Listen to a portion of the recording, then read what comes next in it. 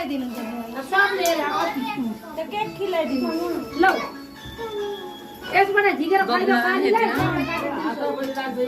ल अनि एक चम्मचले खिलाइदिनु न आज टाके यसो चम्मच खाइदो आगर यति स्वामीलाई खाइदो आगर खाऊ भाइ खाऊ समीर खाऊ केक खाऊ केक आम्नो गरा